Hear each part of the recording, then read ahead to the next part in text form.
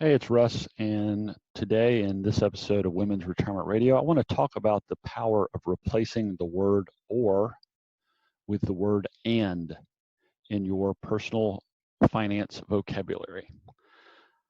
So often I am approached by clients or by friends or family, by people that find me on social media or via my website, and they ask me things like, should I do this or that? Should I invest money or pay off debt? Should I save for my children's education or my own retirement? Should I invest more in ABC or XYZ? And while everyone's situation is different, and my advice would ultimately be different depending on the situation, what I often encourage people to do and what I would encourage you to think about is, instead of thinking of it in terms of A or B or D or E, why not think of it instead in the terms of and, A and B, paying off debt and investing, saving for your kids' education and for your own retirement, investing in mutual fund A and mutual fund B.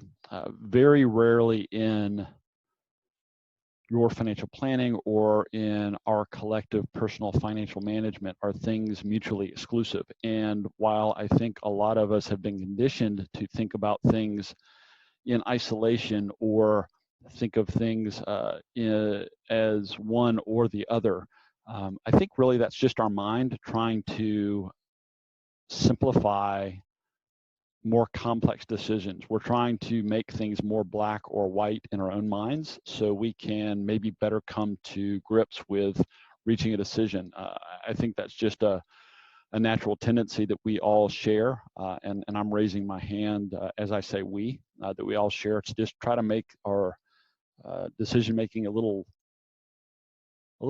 less complicated and a little easier. So for example, let's say that you got a raise at work and you now have $500 extra take-home pay every month. Well, maybe you've always dreamed about paying off your mortgage or other debt, maybe credit card debt or a car loan. Maybe you've always thought about the first thing you would do is use any extra income to pay off that debt. And that might be the absolute best thing to do. But maybe there's also part of you that's wondering, well, maybe I should also take that money and instead of paying off debt, maybe I should invest that, add it to my 401k, or set up a monthly automated contribution into a Vanguard account, for example, or something like that. And that, again, might make sense as well. But again, I would encourage you, instead of thinking about one versus the other, why not instead think about taking $250 of that extra $500 a month? Instead of making a decision with all 500, maybe take 250 of it and set it up to automatically go against reducing principal on your mortgage or other debt every month, and take the other 250 and use it to either increase your 401k contributions at work or set up an automated savings program to build up cash reserves, or maybe set it up where it's automated into a longer term investment program, into like a retirement portfolio or a Roth IRA or whatever the case may be. Again, your specific situation will dictate what makes the most sense there. Similarly, I'm often asked the question, well, should I invest for myself in my own retirement, even though college costs or other education costs that are looming out on the horizon for my children, or maybe even for my grandchildren, is a real concern, and it's maybe a really high priority in my mind. And again, these decisions don't need to be mutually exclusive. I always caution people that the best way to care for others is to first care for yourself. I've often used the analogy of putting the oxygen mask on yourself before helping others, and I think the same thing applies here. So I almost always encourage people to prioritize their own financial well-being and preparing for their own financial future prior to worrying about others. And yes, that can go against every fiber of your being if you're talking about your children, but consider the potential consequences. Let's say that you prioritize saving for your kids' education and are able to help put them to school.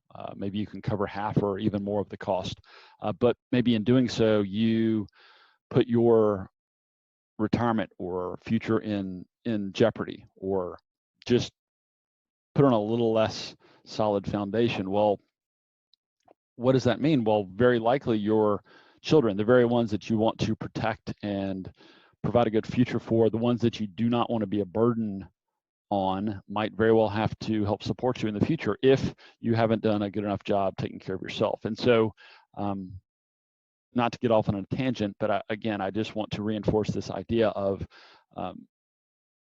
thinking a little bit differently. Just bring a different perspective to those decisions and consider how you might be able to do both instead of one or the other. So maybe you put 60% of additional savings or additional monthly cash flow towards your own retirement, and put the remaining 40% towards your kids' education, or whatever works for your specific situation.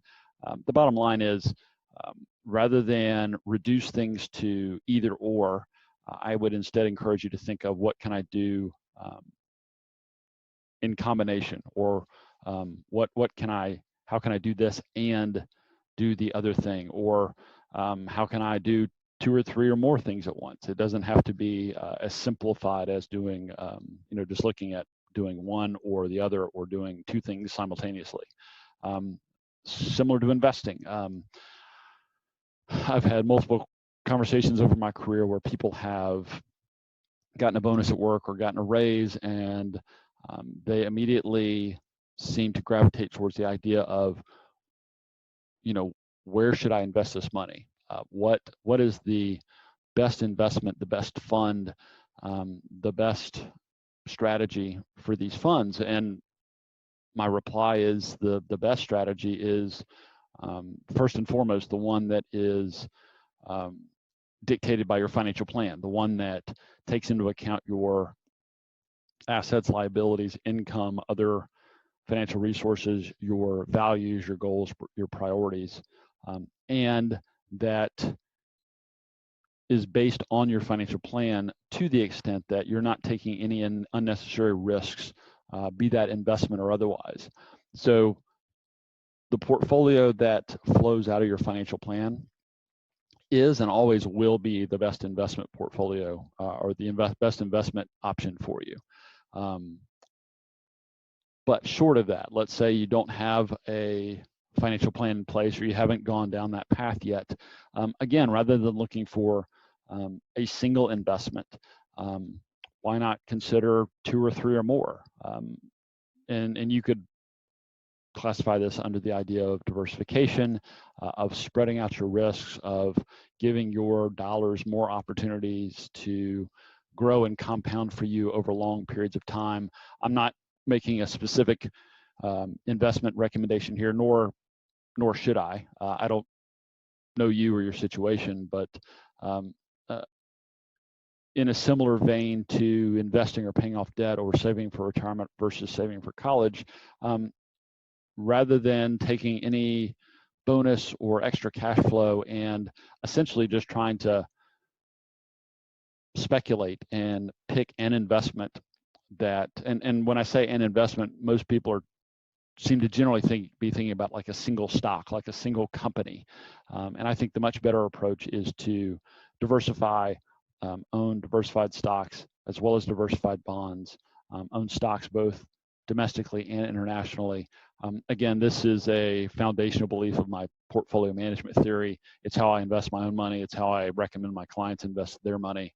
And again, I'm not talking specific investments. I'm just talking in broad generalities here. But if you're investing for long-term compounding and growth of wealth, a diversified, balanced approach is virtually always going to be the better option than what really amounts to speculating on a single company and hoping that you select the right company at the right time and that it works out for you. So I could go on. There are probably endless other examples I could give about how I am often approached with, these either or questions. And the idea that I'd like for you to walk away from this episode with, and it's the same idea that I often communicate to people that approach me with these types of questions, is rather than thinking in terms of either or, what if you were able to do both things together? What if you were able to do two or more things at the same time? And I kind of call that my least wrong approach. Who knows what the future holds? It might down the road turn out that you would have been better off had you chosen A or had you chosen B. But by kind of hedging your bets and doing both at the same time, you're increasing the chances of you being completely wrong. So again, that's why I kind of call it the least wrong approach. And it's just another way to diversify and insulate yourself from decision-specific risks, whether that's around investing or paying off debt, or where interest rates go in the future, or other things of that nature. So again, rather than thinking this or that, maybe instead think about this and that, and how you might be able to apply that to your personal finances, your financial planning, and your decision-making around money. I hope that's helpful. Until next time, this is Russ Thornton, and this has been Women's Retirement Radio. Hey, before you go, it's Russ again with some important disclosure information for you. You should consult a financial advisor familiar with the specific circumstances of your unique financial situation before making any financial decisions. Nothing in this broadcast constitutes a solicitation for the sale or purchase of any securities. Any mentioned rates of return are historical or hypothetical in nature and are not a guarantee of future returns. I'm a financial advisor, a certified divorce financial analyst, and an investment advisor representative of WealthCare Capital Management, LLC, an SEC-registered investment advisor based in Richmond, Virginia. The views discussed in this podcast are my own and may not be consistent with or represent those of WealthCare Capital Management.